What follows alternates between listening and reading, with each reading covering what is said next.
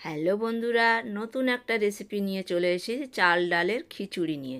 তো মুগ ডালটা আমি ভালো করে লাল করে ভেজে নেব, চালটাও আমি শুকনো কড়াইতেই ভেজে নেব।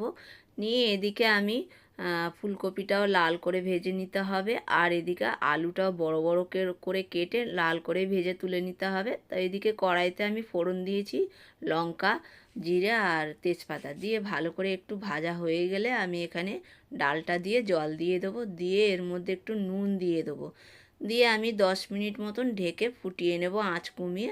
10 মিনিট পর খুলে আমি এখানে 2-3টে ছোটো এলাচ দিয়ে দেবো, গোটা টমেটোটা চিড়ে চিড়ে দিয়ে দেবো, আর এখানে সেই আলুগুলো বড় বড় আলু সেদ্ধ হতে সময় লাগবে দিয়ে দেবো।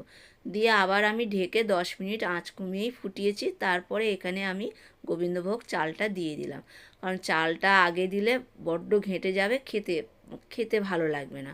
আর এদিকে আলাদা কড়াইতে আমি আদা কুড়িয়ে নিয়েছিলাম, আদা, এখানে মটরশুঁটি, কাঁচা লঙ্কা তেলের মধ্যে ভেজে নেব। আর এদিকে খিচুড়িতে আমি একটু চিনি দিয়ে দেবো। মুগ ডালের খিচুড়ি একটু মিষ্টি মিষ্টি ভালো লাগে। তো এখানে নেড়ে নিয়ে আমি এর মধ্যে একটু ভাজা মশলা দিয়ে দেবো, যে ভাজা মানে ধনে, জিরে, গোলমরিচ দিয়ে সব আমি ভেজে গুঁড়ো করে রেখেছিলাম। তো প্রায় আমার খিচুড়িটা হয়ে এসেছে, আর এখানে দিয়ে দেবো এবার মটরশুঁটি যেটা ভেজে রেখেছিলাম, আদা, মটরশুঁটি, কাঁচা লঙ্কা এখানে খিচুড়ির মধ্যে দিয়ে দেবো। তো বন্ধুরা, পুরো ভিডিওটি দেখার জন্য অনুরোধ রইল।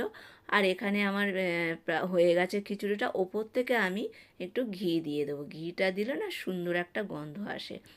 আর এই ডালটা লাল লাল করে ভেজে নিলে কি হবে, ডালটা গলবে না অথচ সেদ্ধ হবে, আর খিচুড়িটা না দেখতেও সুন্দর লাগছে। কি সুন্দর! আর আপনি যখন খিচুড়িটা খাবেন তখন মনে হবে যে আপনি একটা কিছু খাচ্ছেন। আর এর সঙ্গে বানিয়ে নিয়েছিলাম বেগুন ভাজা, ডিমের অমলেট আর ধনেপাতার বড়া। তো বন্ধুরা, ভিডিওটি যদি ভালো লাগে লাইক, কমেন্ট, শেয়ার করবেন আর পাশে থাকবেন।